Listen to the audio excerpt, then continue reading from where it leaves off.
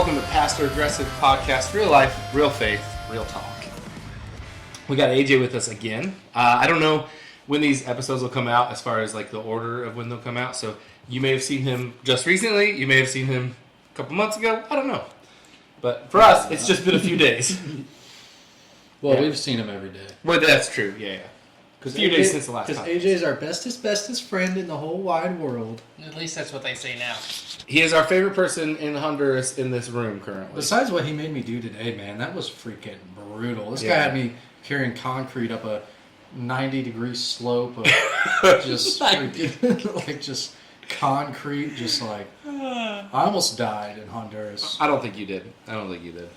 Yeah, that's bad. No, I didn't almost die. I was very good. But you did almost pass out. Yeah, I just needed water. Yeah. But Luis got me together, man. He brought me some water, and he kept talking to me in Spanish, and I didn't even have the brain power to ask him what he was trying to say to me. I was like, just let me die.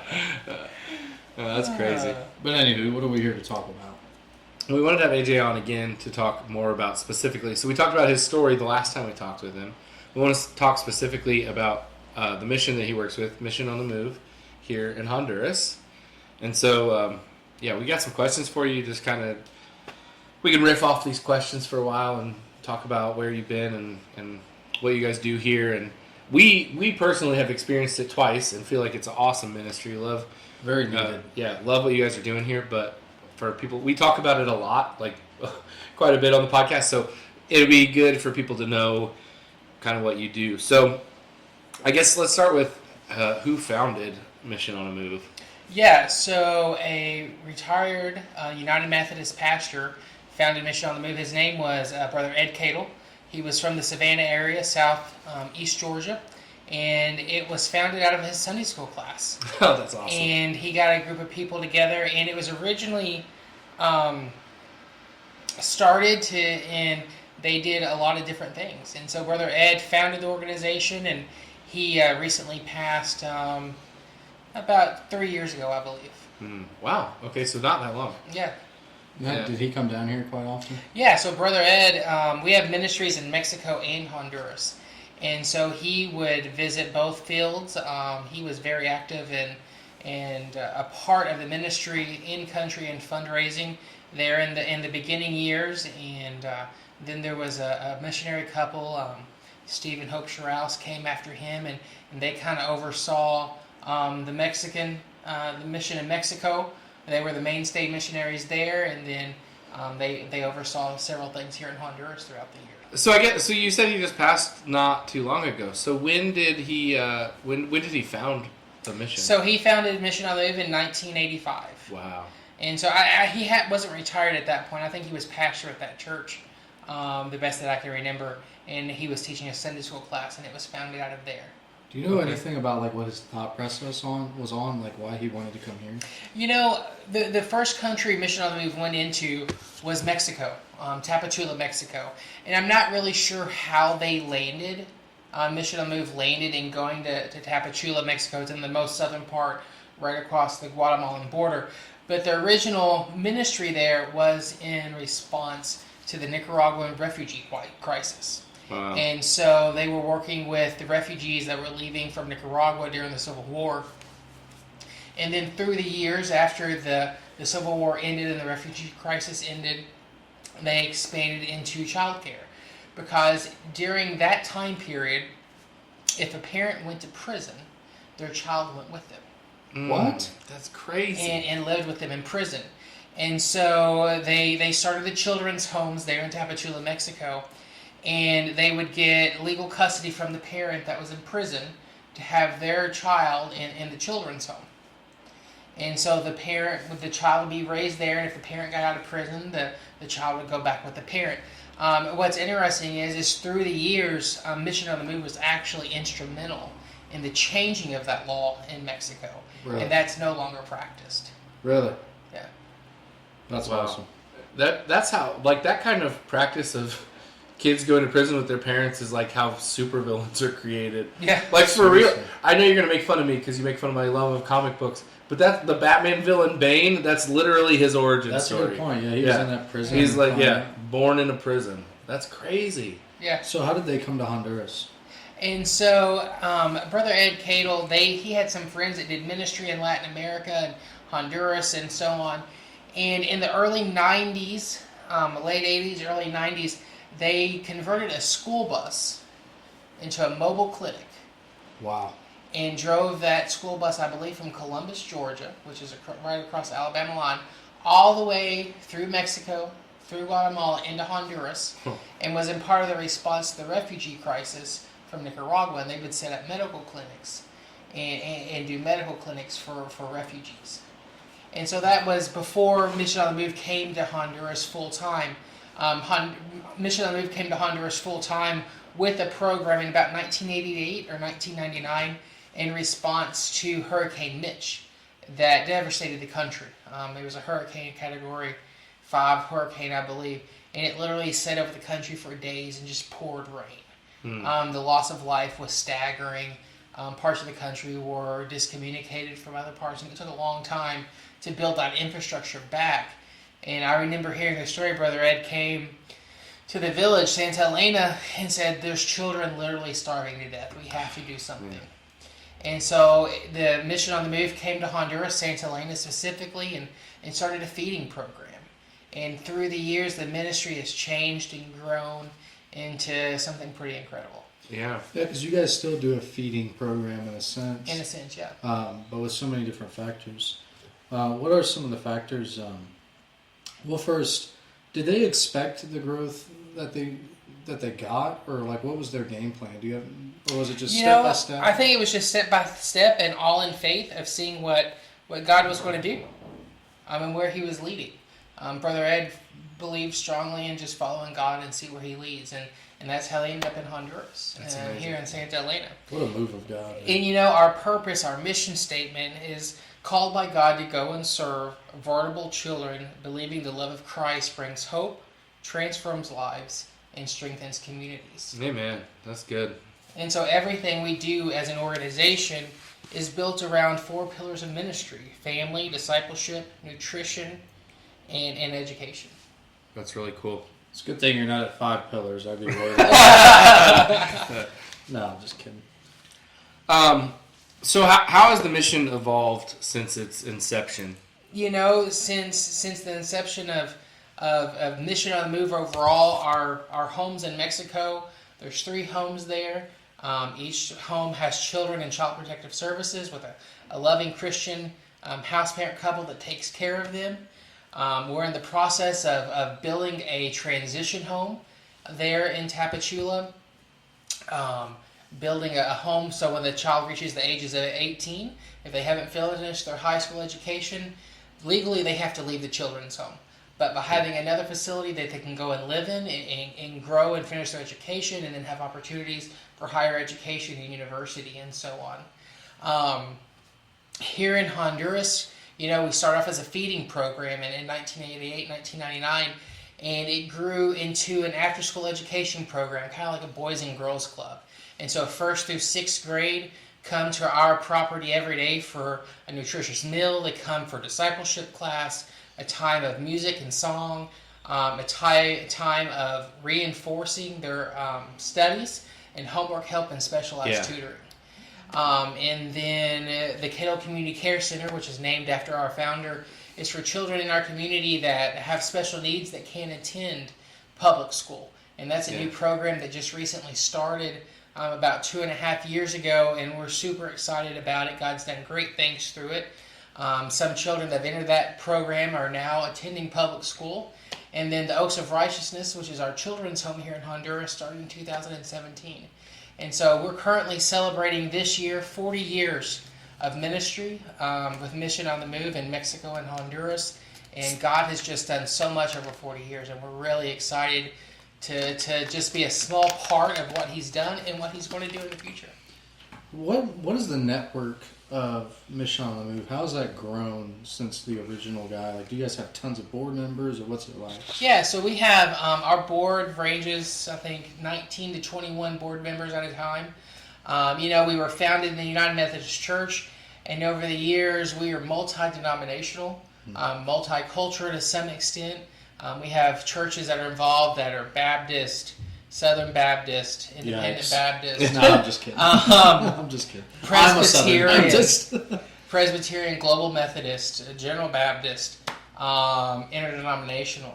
Yeah. And so we really just have a lot of churches that have come along, believe in the mission of Mission on the Move and serving vulnerable children both in Mexico and here in Honduras. So we've talked about this a lot, our likeness in Christ, and like all these denominations, and we make a lot of jokes about denominations, but it's all for fun. Like what we really believe is like we should all be coming together in Christ, regardless of the little doctrinal differences, because the Spirit is using us all in the same way. You know, as a Baptist, the Spirit's not going to use me differently than if you're a Pentecostal, right? So like I love that you guys can all come together with different beliefs, but still serve people, real people. These beliefs are just nonsensical. They're silly to an extent, but you can come and do important things as a group with people who need it. Kind of like we always say, it's about keeping the main thing the main right. thing. We have more in common than we have opposite. Right. And so let's focus on what we have in common and accomplish a common good. Yeah. Like if we're all... The thing we have in common is the blood of Christ, and through that we operate in the gifting that God has called us to, and I think it's important to stay on mission, because if we get so focused on how divided or different we are, then it kind of takes us away from the mission, which is we're all called to go and make disciples, and that starts with things like this, like education programs and just making sure people have their basic needs met so that their spiritual needs can be examined and exposed. Right, exactly. And one thing about being on the mission field, you know, I've been here for 13 years in Honduras, is those denominational boundaries seem to dissolve to some extent. Like when we you're just out here. all work together because we all know we're here for the same reason. Yeah. And that's what's beautiful with us with Mission on the Move and our supporting churches, is we all have a common goal, and that's to serve. Yeah, that's an interesting insight too. That you guys don't just go to certain denominational churches. You go to Christian churches, capital C Christian churches, and whoever is led by the Spirit to give or support or come out or do whatever they want. Just real quick, just throw it in. How can people reach out in that way if they want to support? Yeah, so visit our website, missiononthemove.org. Find us on Facebook, Mission on the Move Honduras, Mission on the Move Mexico. And there's our funding operation in Mexico. Our children's home is funded through child sponsorship. And so there on our website, you can go and pick out a child to sponsor or just support the general operating budget for everything that happens there in Mexico. And then the same for here in Honduras. We, our education program, the Boys and Girls Club, funds off of child sponsorship. We have 86 students in our education program this year. And so we currently have about 14 or 15 students that need child sponsorships. And so that's how that ministry is funded. And God has been really good throughout the years that help us fund those children and make it a great thing. Praise the Lord. You talked about how Mexico and Honduras, you've got both of the missions, but so overall the whole thing's been going for 40 years, right? 40 years. So when did Honduras, because I know Honduras was like the second one started, correct? Yeah, so like in 1998 into 1999. Okay, awesome. So, yeah. So, what's some of the, for people who don't know, you know, we kind of talked about the need in Honduras a little bit. Mm-hmm. What is Honduras like? Like, when was it established? What's the story of Honduras, and what's it like now? So Honduras sought independence from Spain in 1821, and became an independent country. There was a small period of them being all the Central American countries combined as one, and then they divided off into individual countries. Honduras is one of the only Central American countries that hasn't had a civil war. Really? There's been a couple of times where it's been close, but they've never had a civil war. And so crazy. Honduras is a beautiful country. It has a lot of natural beauty, a lot of things to see and do. We kind of have a bad rap for organized crime and drug trafficking. But as long as you're not really involved in those things, it's really nothing to worry about. You just have to be aware of your situations and everything around you. And when we're here with you, it's like we're not going anywhere. So anybody that wants to come, like, do not worry about. Right. I mean, we've had people up into their 80s. Somebody on this team now is 84 84, years old. Somebody on my last team was 80. And so, don't let an age be a prohibitor from coming on a mission trip. Or the safety thing. Like my doctor he was like, why are you going back? Isn't it like super dangerous there? I'm like, nah. Yeah. What was the joke he told you? I did say, I was like, man, I was like, I know not to drink the water. I know to be careful about that stuff. I got some inoculations just to be safe on some things. And I was like, I'll be fine. And I was like, but the water, I won't drink it. But I said, man, where I'm going, I see the kids drinking the water out of the tap all the time. And he goes, man, bacteria doesn't care where you're from. Yeah, definitely. So, just certain things, be aware of where your ice and water's coming from. Yeah. When you come with us with the Mission on the Move here to Honduras, we always make sure to have clean, purified water for you to drink and make sure the ice and any restaurant that we take you to, we have confidence that they're practicing best practices in food preparation. Yeah, and another thing is like where we stay. Like we're in a hotel right now. You guys can see it. Super cush, like easy way to live.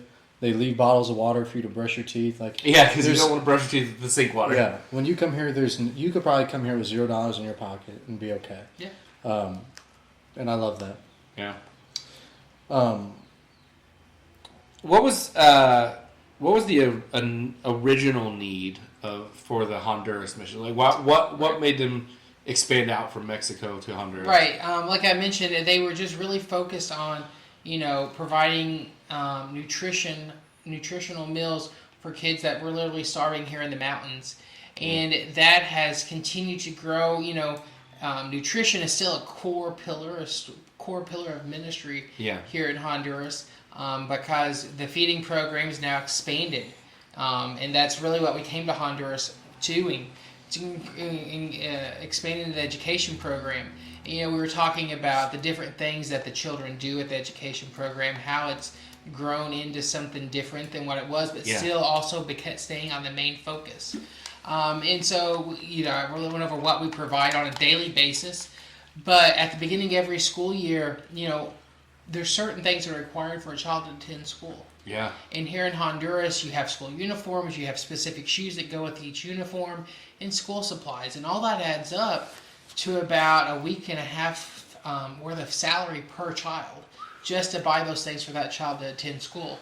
And so by being part of the Mission on the Move education program and being a part of that and what child sponsorship, as I mentioned previously, provides, is we eliminate all those costs that a family would have for their child to go to school. So that's including recovering school uniforms, shoes, backpacks for some extent, school supplies, any fees for the child to be registered in school, and anything that's required throughout the school year for the child to remain or projects, we cover those expenses as well.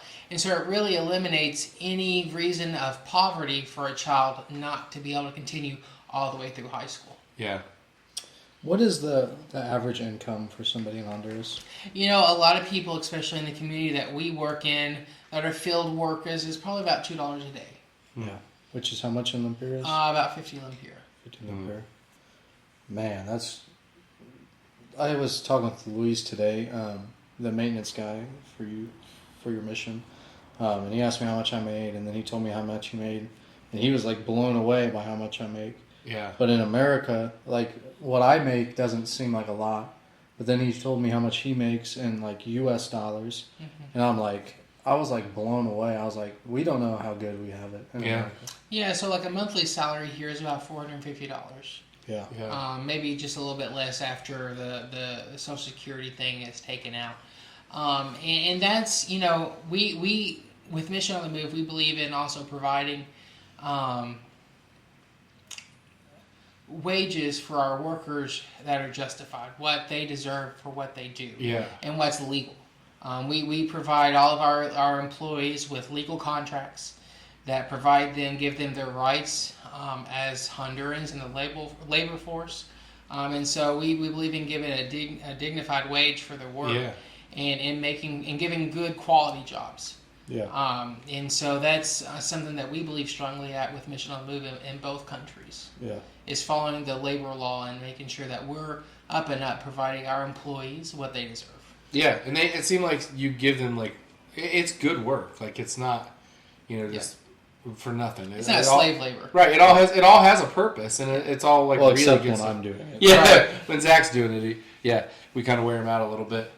No, your guys seem super happy, super well taken care of and provided for. And I think that shows a lot about your guys' organization. When we go through interviews and things with our employees, we also make it clear that, it's just not a job. Right. Yeah. We believe that working with Mission on the Move and the line of work we are in is a calling, and that they're called to serve, to some extent, their own people. Yeah. Whether that's cooking in the kitchen, preparing meals every day, as Pasita does, or Luis and Arnold chopping grass, cutting the grass every couple of weeks, and just teaching some of our kids in the children's home little small maintenance things that they can learn and pick up over time. Yeah. And then our teachers that do a fantastic job in tutoring and making sure that our kids are staying up with their studies. And they're so patient too. I went to the special needs ministry area to see some of those kids because I hadn't seen them since last year, and I went to go talk to them a little bit, and the kids came up and gave me a hug. It's really sweet. And then I had a question about one of the kids that I hadn't seen in a while, and the teacher was like so patient to have a conversation with me. She does not speak English. My Spanish is not good at all, but she was patient with me, talked very slow, and helped me to kind of like work out the conversation. And I think we both had a conversation that Good. I think I understood. So, but that the fact that she was willing to just take the time and be patient with me and work through it with me was awesome. And they have that same patience with the kids. Yeah. And seeing them work with some of the kids who are kind of acting up and how sweet and patient they are with them is just excellent. Yeah. Even you, I saw you. I got a really good picture of you reprimanding a child in a very loving way, and it was awesome. Like the way that everyone here takes care of the kids, and that doesn't just mean letting the kids run around and do whatever they want. Yeah. It's very structured and very organized, and I think in a healthy way that like really shows them a good, healthy discipline and love that is the reality of like what our relationship with Christ is like. Yeah. Mm-hmm. Is that it's like just because we didn't do the right thing doesn't mean that He doesn't love us. Right. The same way,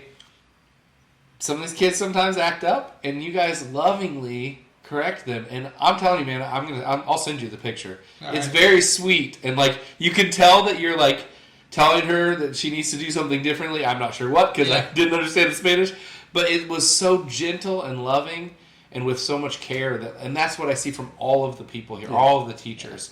Just I've not seen any of them like give a scowl at a kid or get frustrated or they're very calm and very patient, and I love that.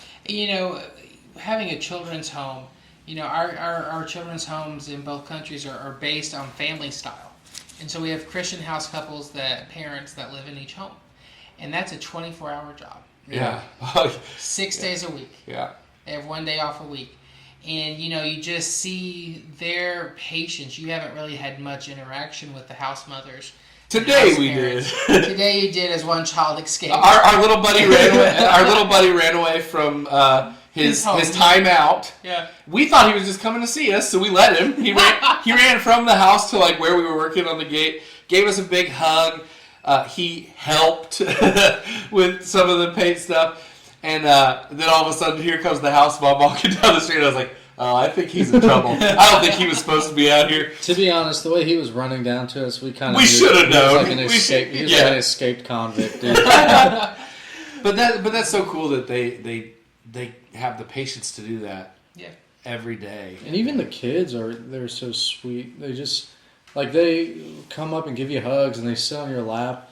And then to me, that's just a telltale sign of somebody who's experienced love, healthy intimacy from an elder. I want to say a parent, and in a way, they are the parent. Yeah. They are the parent. Yeah.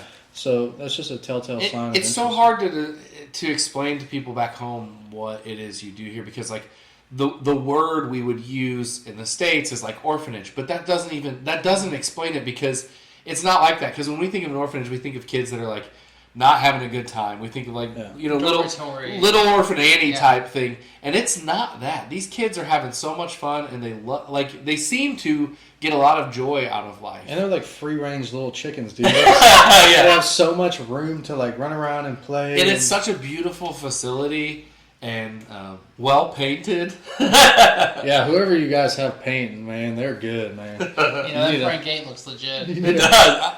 I will say, I told Arnold today, I said, well, now that we painted all the green on the gate tan, we're going to have to paint all those green pillars on the main building. And he was like, nah, shh, don't say it. That's for another day. Yeah, For another day. Oh, man, that's awesome. So it's been a while now. It's been about 5 years, sort of. But how did the pandemic impact the ministry? Because I'm sure that had to be crazy. Yeah, and some things that happened in the pandemic we still feel today. We still kind of have some of those things that we changed in our model. During the pandemic, actually a year, almost to the day right now as we're recording this pandemic, the world came to a grinding halt. Yeah. And we had a missionary staff here in country, Ernie and Allison Sizemore, who were directors for 10 years here in Honduras and really grew the program to what you see and know it as of today. And Donna, she was our team coordinator here in country. We were all here, and they were able to get an evacuation flight out, and I stayed. And, during that time, us as a team of 4 missionaries, we really had to evaluate what we do, why we do it, and what we do. What do we do and why we do it? And that's when we came up with those 4 pillars of care. Yeah. Education, nutrition, so that's discipleship. Recent. Yeah. Discipleship and family. Wow. And we said, okay, we got to focus on what we're doing. And we used those 4 things and evaluated how we were operating. Mm-hmm. What was essential, what was not essential. And we know that God calls us to whatever we do in excellence. Yeah, absolutely. And so during that time, the education, our program director, Hesse, had just started 2 weeks before. And so she has no idea what's going on. She's just getting used to her position. School shuts down. Yeah. And it was really difficult. But she and the teacher assistant, the teacher that we had on staff at that time, Oneida, she's still with us, they started printing out all these materials. And they would take them and drop them off to different homes. The school would communicate, students are doing this or should be doing this. Wow. Took about a couple months to get to that stage. But they would do home visits, and then Oneida would go and do home visits and do one-on-one tutoring around the community.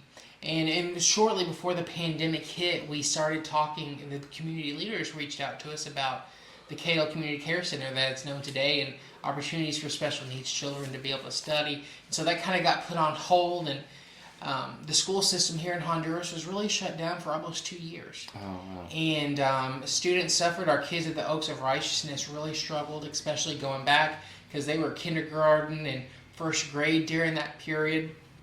And that was really a bulk of our children were in those grades during those 2 years of shutdown. Wow. And so we had to, work on them. They're becoming of age. They were cooped up at home for 2 years. They got out, maybe going to church. Honduras was shut down almost a year from any movement and so on. So it was just a really difficult time. But our house parents, they rallied around each other. They worked together. Our people at the education program rallied around each other. They ministered to the children. They worked through tutoring and so on. We provided food bags because we couldn't provide food on a daily basis to the children during that time. So for about a year and a half, we provided monthly supplemental food bags to the families of children that were in the education program because they were no longer on our campus every day. And so we provided food bags to them to supplement that. And I remember when we finally reopened, the kids were so excited. Some had never been before. They'd been in the program for 2 years and had never been really on campus. Unbelievable. And so just that reopening and having everybody come back and getting people caught up, and we got the Cato Community Care Center launched after the reopening, after the pandemic. We've hired a tutor since then for the children at the Oaks of Righteousness. She's also a psychologist, and so does evaluations and is observant of how the children are progressing and their behavior patterns and things like that. So we learned a lot in the pandemic. We grew during the pandemic. That's amazing, yeah. Which is awesome. And we stayed financially stable for the most part, especially through those first 2 years. After that, we kind of lost some support momentum, but we were slowly working on and recuperating that, and God was just good through it all. We really didn't know what was going on, but day by day, He was faithful, and the ministry continued. Honestly, sometimes when you're in a place of comfort and things are just rolling, you kind of need to get like a rock in the road. Yeah, that's what's making me nervous right now about life. What's that? Another rock in the road. Yeah. Oh yeah, when I was young in the faith, I used to pray for bad things to happen to me so I could grow. Dude, you're wild. I can't with I'm you. well over that season. I'm gonna leave you here with Arnold, My man. pastor died. My dad died. My brother went to prison. I had enough, dude. So you mentioned how the pandemic changed some things that needed to change, and I think we see that in not only like cultural things in the States too, but in the church also. Like one of the cultural things I think that changed is people not going to not going to work in church and stuff, and not getting out to places and exposing other people to their sickness when they're sick. You know what I mean? I don't know if that's how it is here, but in the States, people would just be like, "Yeah, I know I'm sick, but I'm going to go to work anyway," and then they get other people sick. You know, and we like send our kids to school sick and get other kids sick. Yeah. And the pandemic kind of like made people think like, "Okay, hang on, we maybe need to maybe take a couple days off when you're sick." And that's okay, and it's good, and I think that's one of the good things that came out of it. But another thing that came out of that I think is really great for the church is every church kind of had this need now to some extent, do a live stream. And while I'm an advocate that people should be in church, I think it's really important for people to be connected to a local church because you get to do things like this out of that. It's birthed out of that. But there's also recognizing that sometimes people are sick, or there are people who cannot get out of their house. And to have the live stream available for people like that, I think is so valuable and vital because it gives you an opportunity. I wouldn't use it as a crutch, but it gives you an opportunity when you can't be there. Like you even said, you attend an online church a lot of times too because just the way things are here, it's easier for you to do that and to find a church that speaks your language. Exactly. I think that's such a good thing, and that birthed out of the pandemic. Like it was a necessary thing because of that. You know, something you mentioning that, something I remember during the pandemic, and it's still an option to this day. You know, we have teams that come down like you guys. Yeah. This year, I think we have 10 or 11 teams on the books coming down to Honduras. That's amazing. And during the pandemic, especially that first year we were just trying to survive, but the second year, people wanted to know, how can we go to Honduras? And we're like, well, you really can't go. Yeah. Like, it's still difficult because of vaccine regulations and all of that. And so we started virtual teams. How's that work? And so during the pandemic, that second year, we had a project list. And we had, 20 projects. And what we would do is we would advertise to churches, our supporting churches, hey, we have this project. Would you guys be interested in doing a virtual team? And so we would either do a one-day virtual team event or do 3 nights or 4 nights. And they would send in the money to do the project. We were to record and make a video for each night of the virtual team. If it was one day, it'd be one video. If it was 3 nights, we'd make 3 different videos of the project. And then we would zoom in with them as a missionary team. That's so and we cool. would share in a time of devotion with them, show them the progress of the video for that day. And then it would all be in one day if it was a one-day event or spread out over 3 days. And it was a really good way to connect with people that still want to be an active part of the ministry of Mission on the Move but couldn't come. Yeah. And so it's something that we still have available for churches. You know, there's some senior groups that still want to be involved and know what active ministry is, but can't travel to us. Yeah. And so we still have a list of projects, and that's an option we still have available. If a church wants a virtual missions trip, we can still do that. That's so awesome. That's something I think people miss out on.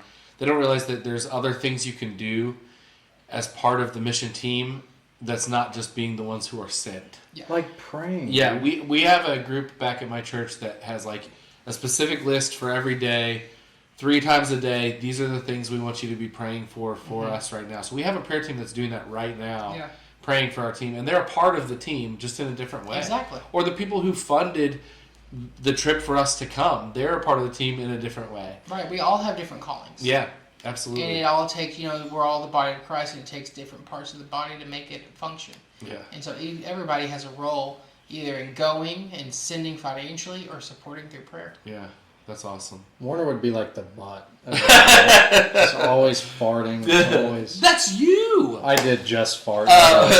We talked. You mentioned devotions with the teams. That's something I guess I would probably want to talk about too. Fellowship is what do you So we've talked about what the mission does for the people here, but what do you think the call of Mission on the Move is for the people that come here?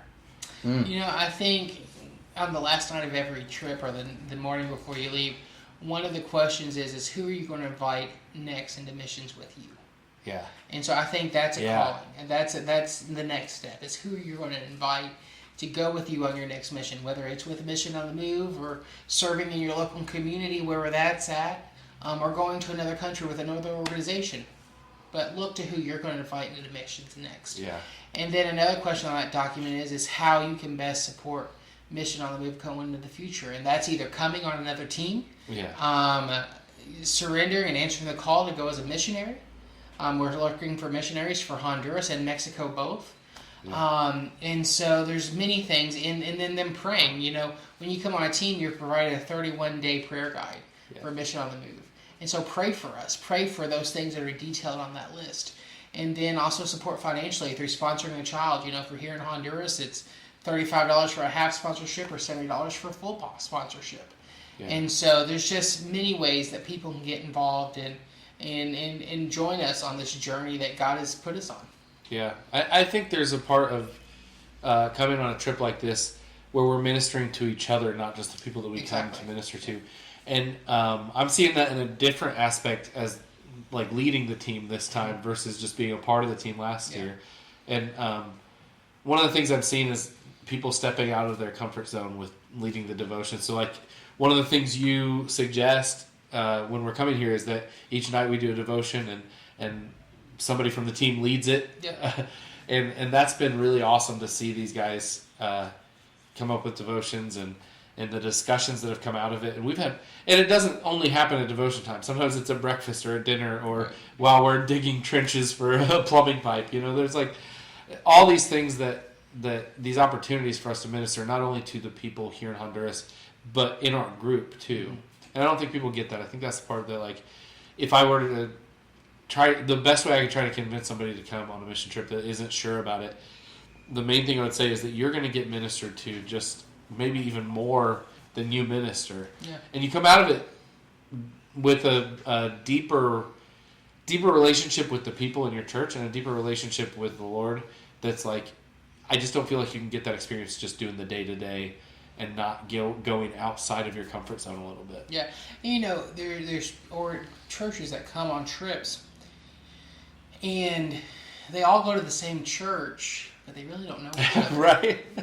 And so you come on a trip and there's people that are on the team that you know each other. You may wave at each other for across the sanctuary or going from Sunday school class to service. But when you come on a trip, you make new friends. You make new community within your church.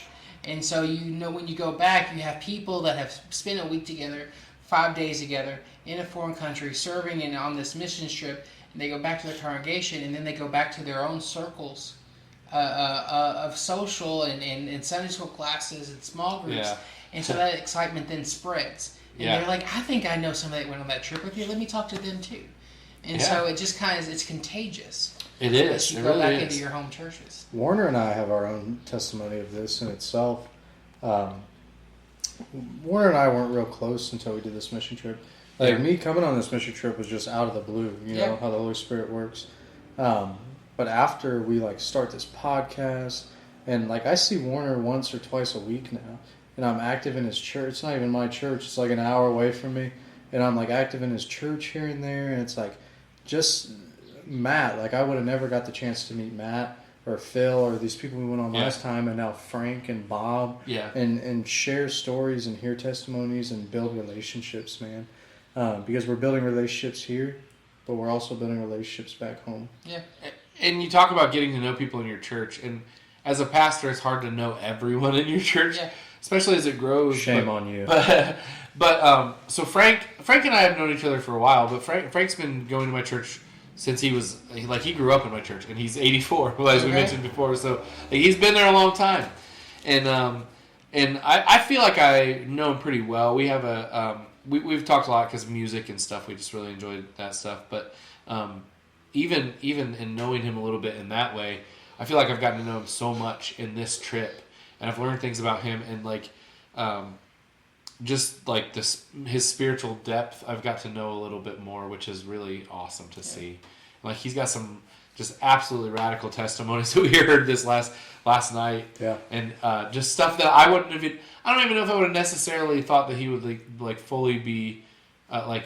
You know how some people are just like, I don't believe all the supernatural stuff that God can do. I know God can do anything, but they're kind of hesitant. Mm-hmm. Like I learned some stuff about Frank that he believes that like because he's had these experiences, and they're not experiences that he and I have talked about before, even in all the times that we've talked. And it's cool to get out here and do that. Yeah, learning that Frank is a Pentecostal. He did say he went to a Pentecostal church before. Yeah, he did. That's funny. Unfortunately. Yeah. Anyway, sorry. So, what are your future goals, or what is the mission's future goals? Yeah, so here in Honduras, like we really have had the vision for the past couple of years of expanding our borders. You know, the community that we're serving now isn't the same community that we came into in 1998. It's grown, it's developed, there's a little bit more economic stability. The extreme poverty isn't as dire as it once was. And so that opens up opportunities and thought processes. Okay, we're at communities that are close by. Can we go into that need help? And so that's something we're praying about now. There's a couple of communities that we're looking at and praying about that might be good opportunities for us to expand into. And so, you know, and with the children's home, you know, we are always willing and able when we receive calls from child care services to take in children that fit the capabilities that we have. Sometimes we get phone calls and we have to say no because it's outside of our skill sets and the services that we can provide. But we're always ready to expand into the children's home area and take in more children. But right now on our radar is expansion and that for the education program, and that's something we hope to do in the next year or so. Yeah. What is that going to take? It's going to take about 1 year worth of financing to get it off the ground, about $1,200. And once we have that ready to go, it's getting those children sponsored. And so that the next year, the program is funded through child sponsorship, and then it goes on from there. So hopefully you get caught up on the 14 that need sponsored now. So people that will sponsor in the future, are they just going to be sponsoring for a future child? So unfortunately, sometimes we have turnover in child sponsors they dedicate for a period of time, but for some reason or another they have to give up their child sponsorship. Especially during COVID and stuff like that. During COVID and things like that. And so recently we were at 0 on paper.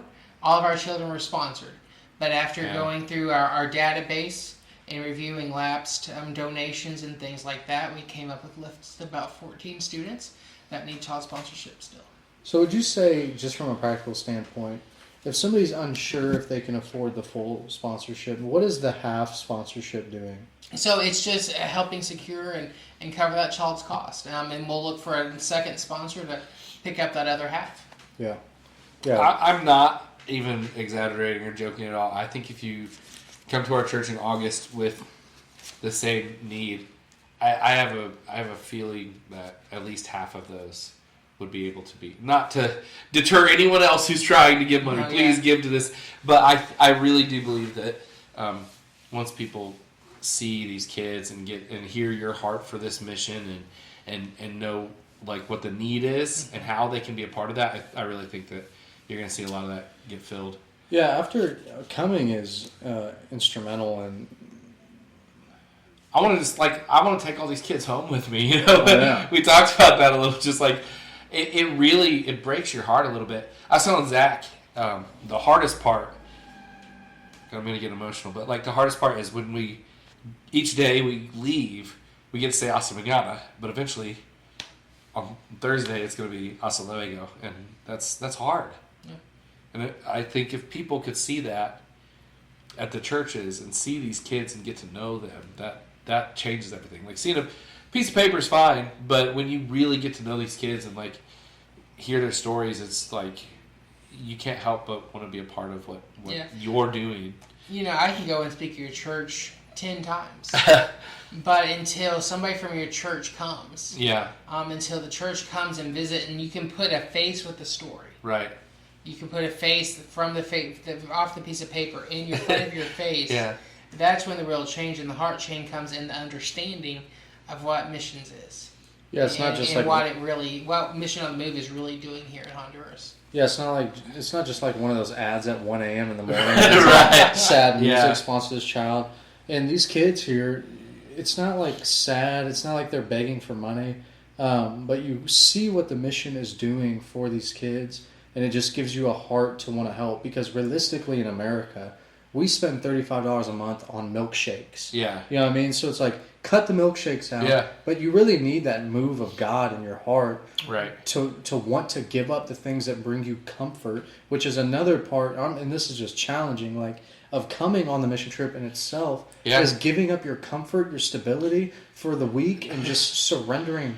And I hope part of the way my church raised funds this time, I hope that shows other people, because one of the concerns that people had was, and you maybe don't even want to go into this, but the cost to come out here for a team is actually not that much compared to other mission trips that I've looked at, and so. But that is a concern for people a lot of times. They're like, I just can't come up with that amount of money that quickly. And we're going to have probably a year now between the next time, so that'll help a little bit. But I hope that people seeing how the church sent us this time will encourage them to like, okay, I don't have to worry about that part. Right. Take that part out of the equation and just trust that God's going to provide the money for that, and then that takes one more hurdle out of the way.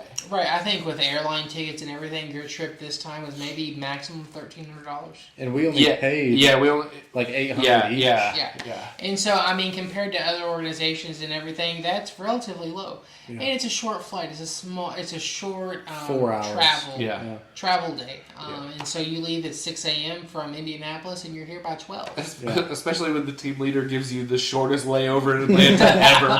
That was so scary. But we made it. We made it. Yeah. And so, here in Honduras, I think for a week, it's 110 a day right now. It may change next year, but it's right at 110 a day, and that's everything included. And everything. So that's the thing, you don't have to worry about it. Yeah. More food than you can handle. And it's good food, too. And not like we're spoiled on this. It's the same, like the kids get the same food, and it's good food. Yeah. And that's awesome. I love to see that, too. Like today, that stuff we had was awesome. Yeah. It's some vegetable, and I don't really care for vegetables. Some vegetable that's exclusive to Honduras that I'll never be able to eat in the States. That nut juice that we drank. Oh yeah, that was great. Tamarindo. Yeah. That blackberry juice. Oh, Frank will not stop talking about blackberry juice. He's like, I was really hoping we'd have blackberry juice today. We actually looked at it last night because I was like, surely we can get this in the States. Which is crazy that it's this way, but it is so expensive in the States. It's like the only one we could find was $30 for half a gallon. $60 a gallon for blackberry juice?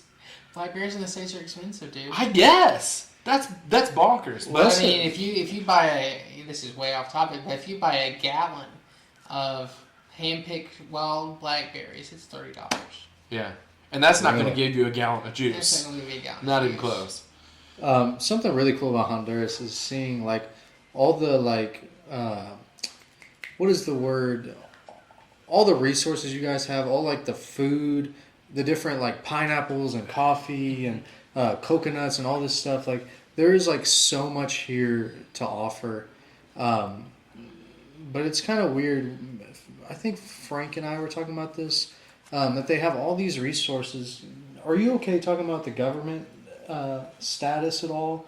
Yeah, I mean, in Central American countries, they have the name Banana Republics for a reason. Oh, right. There's instability. I thought that was Cologne. That's a store in the mall. It's a store in the mall. But, all Central American countries have always had instability. Yeah. And it's something to this day that's still an issue. That's the reason, a topic that's way too common in the States now is is illegal immigration. Right. And things like that cause illegal immigration. And so it's some things that are difficult to talk about and address, but instability, legal, good wages are hard to find sometimes. Yeah. And that's the reason we're so dedicated as an organization is providing those things. Right.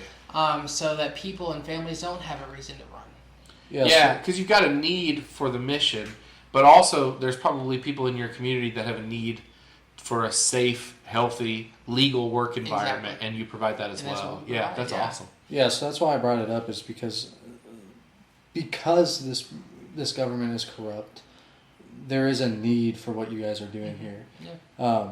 And that makes it all the more, like, people always just like throw it out there, like, we can't get into politics, like, what are we going to do in these countries? It's like, get out there on your feet and just help the people who are struggling. You're maybe not going to cure the root of the plant right away, Right. but you can sure supplement and help. You know what would be beautiful, and it's something that I've thought about several times. At Fox News, if you're listening to this, or Oh, they CNN, definitely are. Yeah. Come down, come to Honduras. You know, you're always recovering the bad things that are happening, the reasons for this, or Yeah. But come and see some of the good things that are happening in this country. It's not all good, but it's not all bad. It's not. Yeah. Sounds like America. It's not there's all so bad. Many, It's there's just- yeah. stories of hope. There's stories of bright futures. You just have to dig for them sometimes. Yeah. You were just talking about the mission being kind of a supplement where the government falls short, right? But that's not just a Honduras thing? Isn't that the church globally? Like, that's what we're called to do. Is where there's a need, where there's people, we should be able to at least, if not meet the needs, at least alleviate them a little bit. You know, there's a movement called Orphan Sunday. Oh yeah. And it's I believe it's the first Sunday in November every year. Okay. And there was a church in Texas. Their pastor somehow got pulled into foster care. And he discovered that there was so many children in foster care in their county. Yeah. And they took one in. And they became foster parents. And I can't remember all exact details. But them as a church decided, we're going to end this problem in our county. And so they took it on. And their church alone didn't fix the problem. But it set an example for other churches in the area. Yeah. And to this day, there is not one child in the foster care system in that county. Wow. And then not only did they, took children in and out of the foster care system, they provided resources.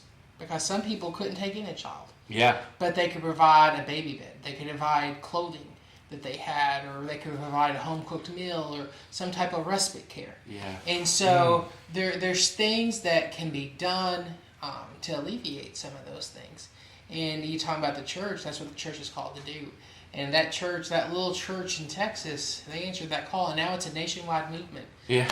Orphan Sunday, to bring awareness to the foster care crisis that we have in the States. Yeah. And it's pretty cool. That's great. I'm glad you brought that up. I'm going to need to look into that. Check into Make that happen, yeah. There's a conference that I attend about every year. This year it's going to be in Houston, Texas. And it's called CAFO, Christian Alliance for the Orphan. And it's where churches and missions organizations from around the world, they come together for a summit, for a conference, talking about best practices in orphan care, best practices in foster care, internationally and stateside.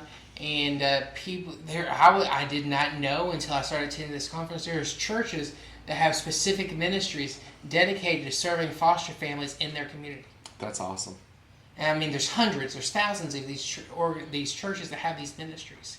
And it's just pretty cool to be in a room of like-minded people that are serving the orphaned and vulnerable children stateside and internationally. It's pretty cool. That is cool. Praise the Lord, man. Oh, that's awesome. You got any more questions for AJ? No, something you were saying about the church having to supplement for the state or the country. Yeah. I was going to say, don't get me started on how I don't think Christians should say the Pledge of Allegiance. On that, That's all I got. yeah, we just want to thanks AJ for coming on again and Hey, making no time problem. for us. And now we can all go hang out poolside. I guess I don't know. It's a hot day here in It's a hot Honduras. day, folks. Yeah. So yeah, we got dinner coming up here. Oh no, we don't. My clock is still Hour and a half, America yeah. time. Oh my goodness, that's good because I am full of Honduran ice cream. So yeah, with that, we'll just remind everybody that God's truth won't back down, and neither should you. Stay focused, stay aggressive, and above all, stay relentless for God's glory.